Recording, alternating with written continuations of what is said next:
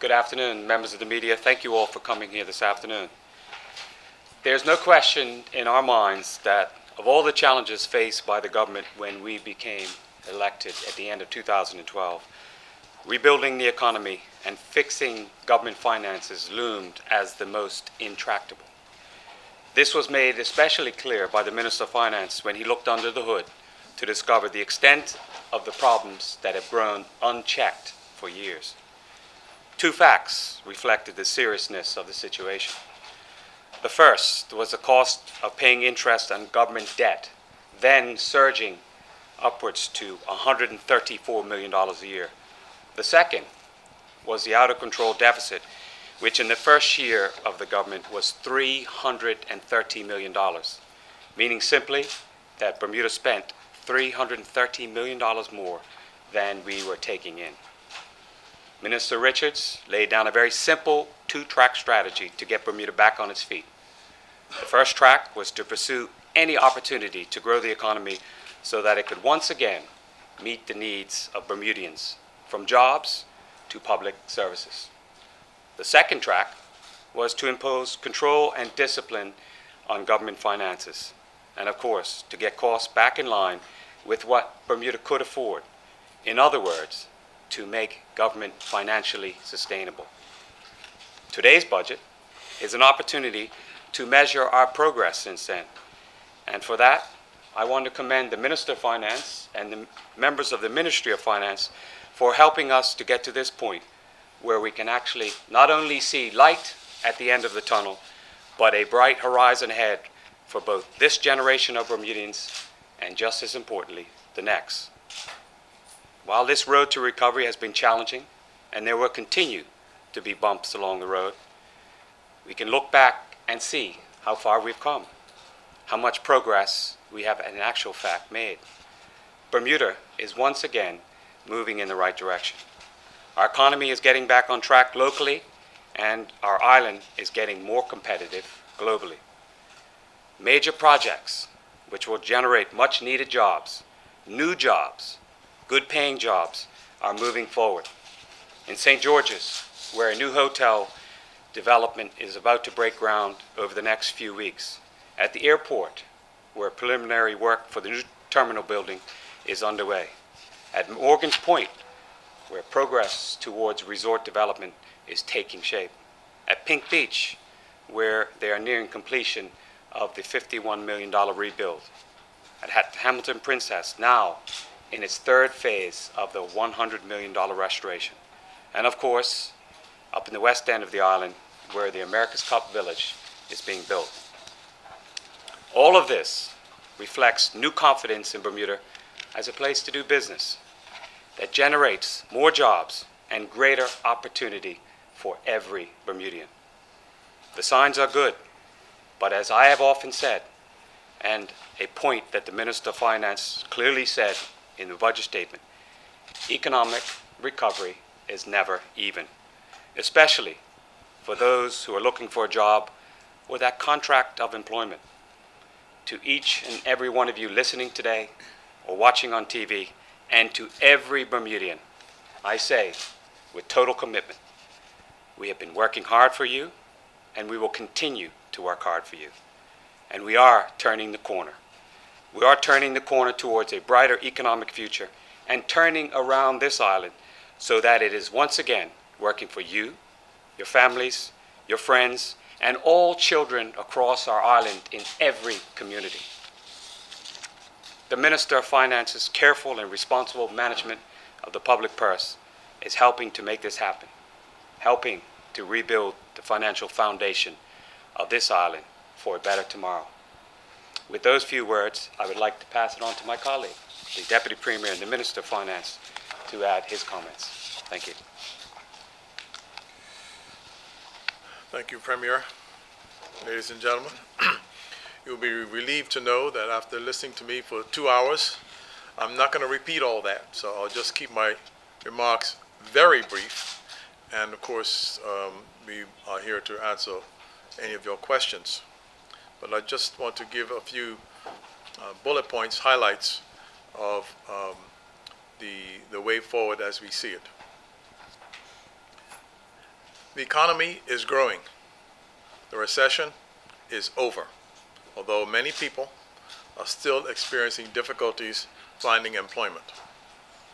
Our initiatives, as the Premier just outlined, are there to stimulate growth, and they have not yet been fully implemented. When they are, growth will accelerate. We are winning the war on spiraling public debt, and we are wrestling that stubborn deficit to the ground. And I invite you to look at chart 13 in the budget statement. I dare say that's the most important chart in the whole thing, chart 13. There is now a window of opportunity that enables us to confront more vigorously the fiscal challenges that cloud our future and the future of every Bermudian. Now is the time to come to grips with the government deficit. The objective of this budget is to lay out and start a plan to eliminate the deficit in 3 years. The Fiscal Responsibility Panel, which we empaneled last year, and the government, we both agree that high debt and stubborn deficits are the biggest threat to the future of this island. If not tackled aggressively, they will swamp the government's ability to do its job. They'll swamp our ability to provide vital services to Bermudians, to all Bermudians, particularly those that are on the lower side of the spectrum. Services that we provide will be swamped by debt service if we don't do something about it now. And if the government of Bermuda is downgraded, a number of the international business companies will be downgraded with us, because a company in Bermuda cannot have a higher rating than the Bermuda government. Those are the rules. Those are the international rules I was telling you about in that speech. So if we get downgraded, they suffer the same consequence, or they're in danger of suffering the same consequence. And that means that this threat is not just to the government, it's to the entire economy. The payroll tax system, as presently structured, is unfair. And lower earning members of the economy get to shoulder more than their fair share of that burden. We intend to change that to make it more equitable. We haven't got the formula yet that works.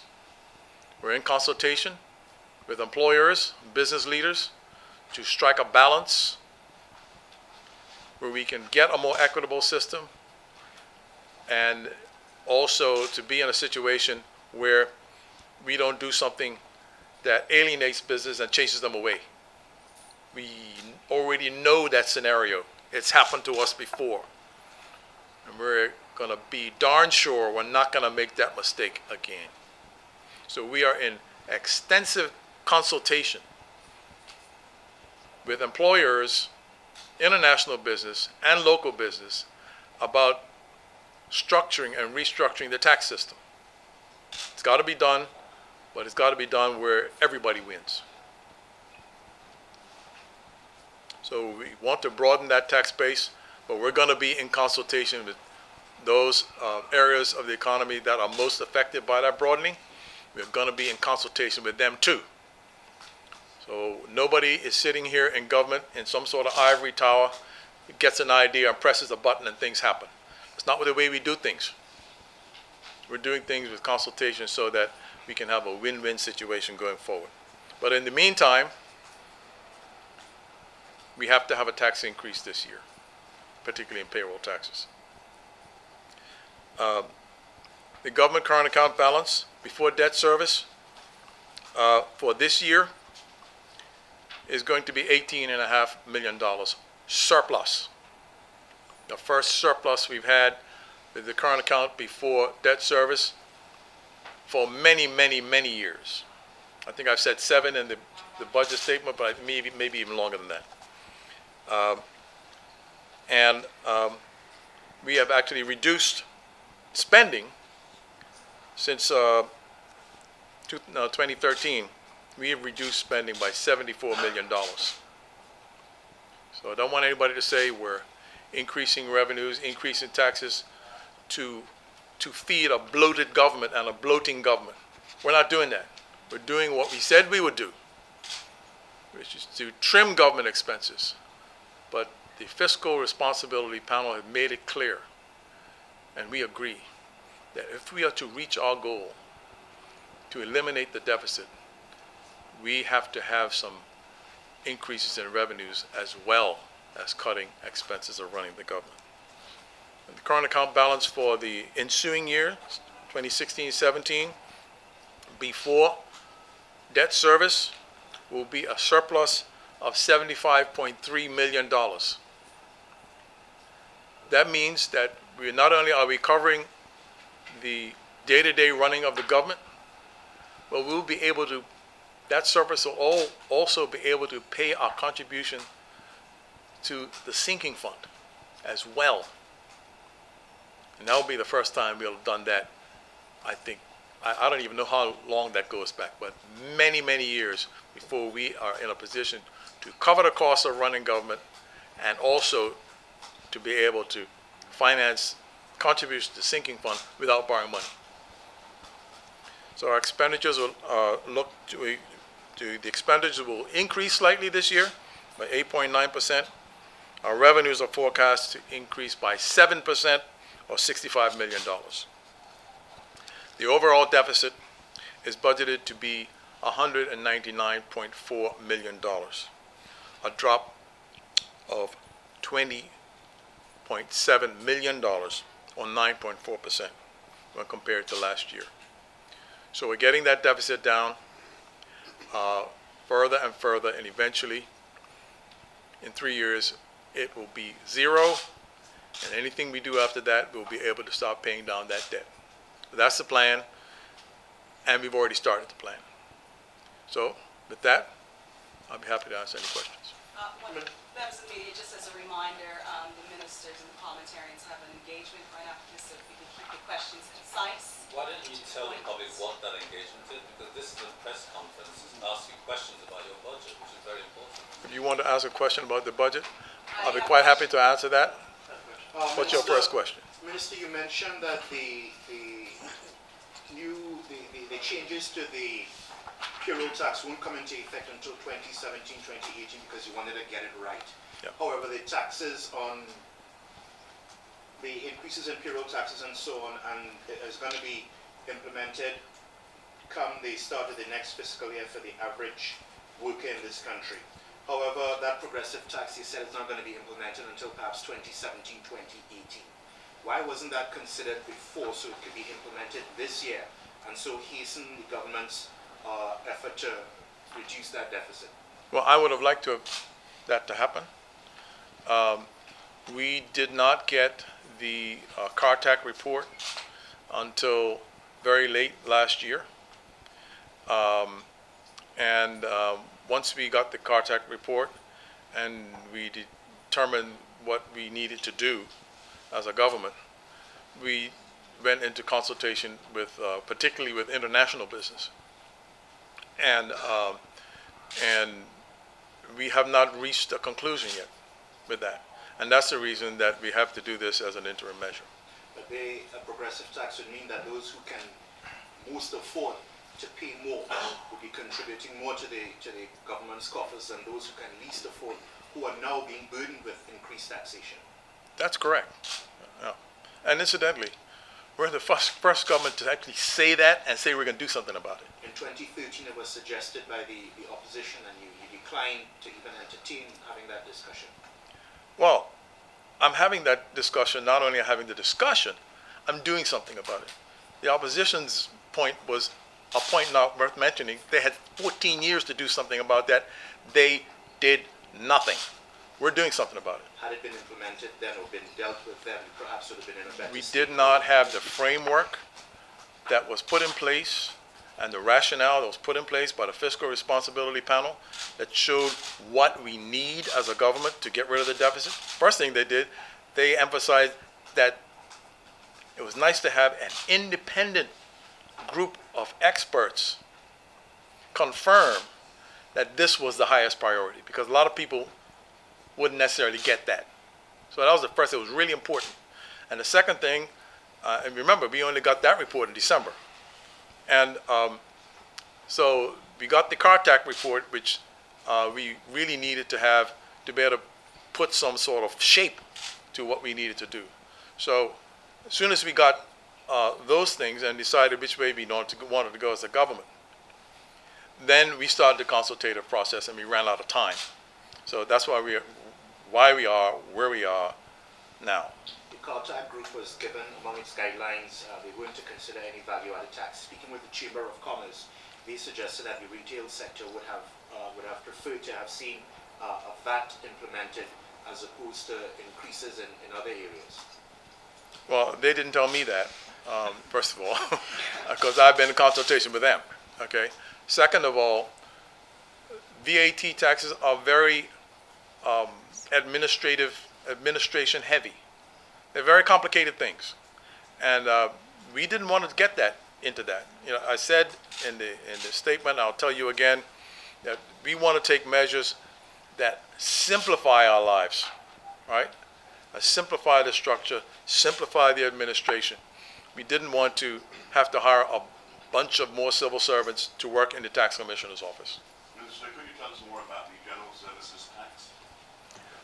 The general services tax is an initiative to broaden the tax base. I've said in last year's budget statement, I said pretty clearly, I remember that one of the problems we have with government finances and revenues is that it's too narrowly based. We have a service economy and we're only taxing goods. So the general service tax is the way to broaden the tax base. Can you explain Who do you consult with? One at a time, members of the meeting, So, one at a time. Jeremy? Well, what it means is that people who are providing services will have to pay a 5% tax on the turnover of those services. Can you expand on that a bit more? Pardon me? Can you expand on that a bit more? If I'm a lawyer and I'm providing a service to you, am I going to have to pay 5% tax on what I charge you? You know, what we are doing now is that we've stated the intention of this general services tax. What we wanted to do, it certainly will affect lawyers. Of that there's no doubt. We are engaging, and again, in the same consultative process that we're engaged with other sectors. And we're much further ahead in consultation with the Chamber and international business on the payroll tax changes we want to do. We're we're just starting on the consultation This is with a brand new international tax business. that you've introduced.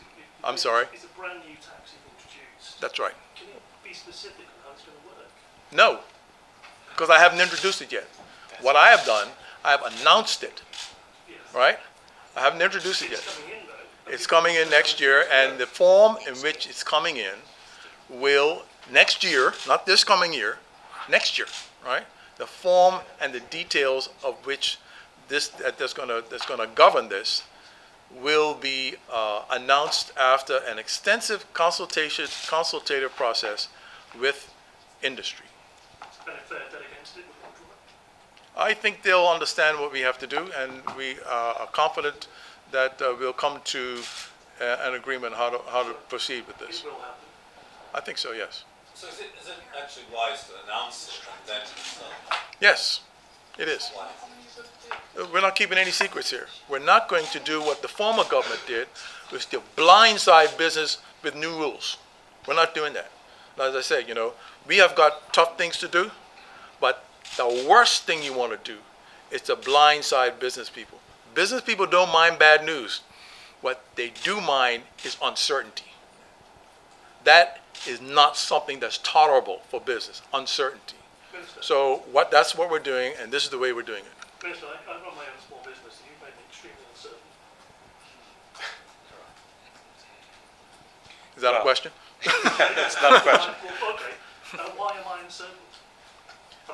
going to work when I run my own small business? We'll let you know exactly how it's going to work. We'll consult with you. Please. Right? I'm quite happy to consult with anybody. But the way we move forward is by way of a consultative process. And Jeremy, let me just add something right here. Throughout the history of man, people have been hesitant and uncertain about change. This is a drastic change that we're talking about, and the minister needs to be lauded for the consultation he's done to date, and the consultation he has signaled in that budget statement that he will do going down the road in the future.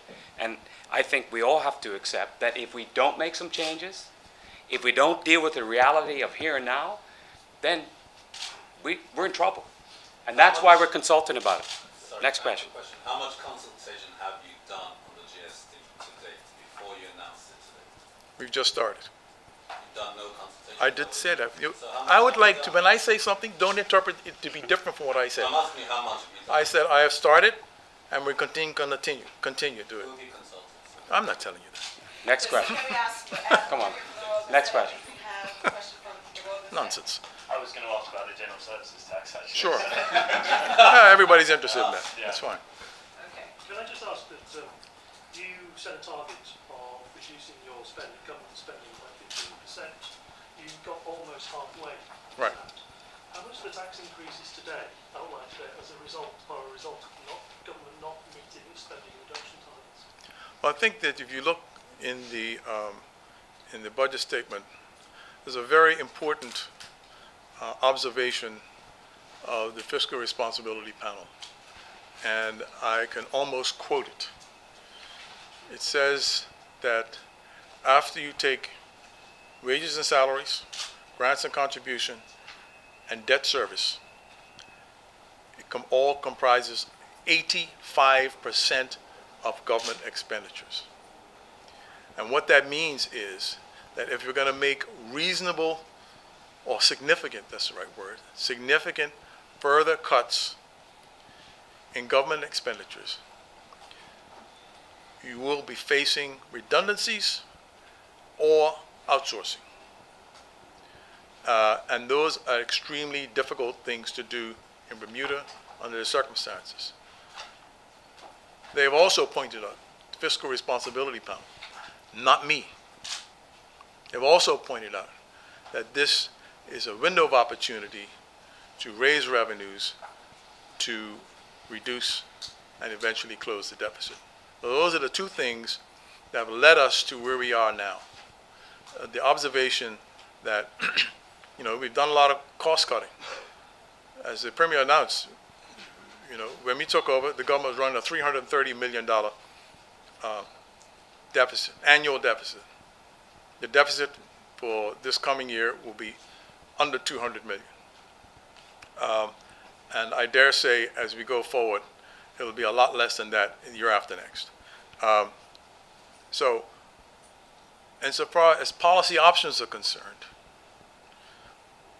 these are the policy options that confront us. That if we want to do any significant cost cutting, we basically have to lay off people, right?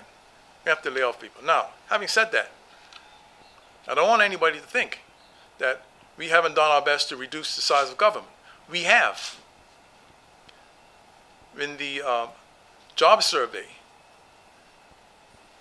recorded 298 fewer jobs than the year before.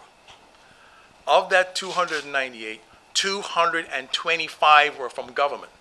Having said that, we didn't fire anybody, we didn't lay off anybody, yet there was still 225 people less. And most of those were retirement and early retirement. So the point here is that we have, I think, made a lot of progress in cutting the cost of government without kicking people to the curb, which I have said and the Premier has said we don't want to do. Jeremy, just let me answer a bit more about the increased expenses. We made the decision that in some areas we had to have that. For one area, financial assistance. We were going to take care of those people in need and do the right thing on that.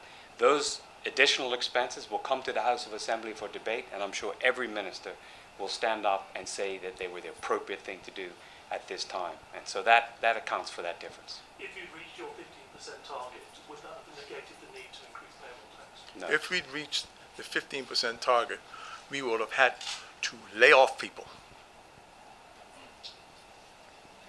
You say here that it's clear, That's your final question, because I think I have another question. Gary, it just carries on from this. Very quickly, it says here that moving forward it's clear that the government must revise its approach in order to implement further savings, increase efficiencies, reforms the way service is delivered, all departments are structured. What sort of revisions can we see in the future? I think we can see some reorganization and also an increase in the sort of accountability factor, which comes up all the time when I talk to people in business. You know, they all complain that, you know, there's no accountability in government and that sort of thing. And we have worked very hard in government, in the cabinet in particular, and I don't want to steal the Premier's thunder, but we're working very hard to try to change the rules and, in a longer term basis, the corporate culture of government to put in more accountability, particularly at the senior level. Because you can't change a corporate culture from the bottom up. You got to change it from the top down. Your statement, Minister, about pathways to status in this budget speech indicate very clearly it's about economics. Yes. So the immigration minister talks about something else, legal rights and right things to do and all that kind of stuff. Is that, can you reconcile that? Of course. It's my job to talk about economics. So it's my job to, quote unquote, manage the economy. Well, I guess what This I'm is- asking this is the- what is the primary motivation of this immigration reform policy? Is it The immigration reform policy is an outgrowth of a number of factors, right? I have outlined in the budget statement the economic factors, and there are economic factors. That it's hard to grow an economy with a shrinking population, particularly a shrinking workforce. And this workforce is shrinking, if you like, naturally because of people of my age who are getting older. you still working? I'm still working, yeah, but a lot of people are retired. And you know, I'll just give you an example. When I went to Central School, so Pat and I and Jean behind me went to Central School, the population of Central School was 1,200 students, the biggest school in the history of Bermuda. Today, it's under 100. So that shrinkage is happening all over Bermuda as baby boomers get to retirement age and we move through the life cycle. So it's hard to have a growing economy when you have a shrinking workforce. And so I was pointing out the demographic forces at work as it relates to the size of the workforce and employment, and also the responsibilities of government as all of us get older and get more dependent on healthcare and all those sorts of things. So What is the primary driver for that, of that immigration reform? I think that that question's been answered by the Minister of Home Affairs and the Minister of Finance. Gary, Next you have a question. As you mentioned, Central School, I see that the budget allocation for education is once again lower than the budget for national security. What was the justification or the thinking behind that? Why was it felt that there needed to be more money spent on national security? Since you're coming than after the public Minister of education? National Security, I'll answer that one.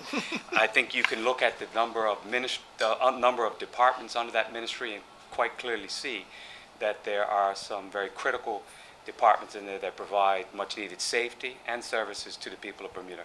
You have the Bermuda Police Service, you have corrections, you have customs, and all the rest of the departments. There are significant operations which we need to fund in the most appropriate way. So that, I don't agree with your analogy there. The score report that just came out highlighted a number of shortcomings in the public education system that need to be addressed.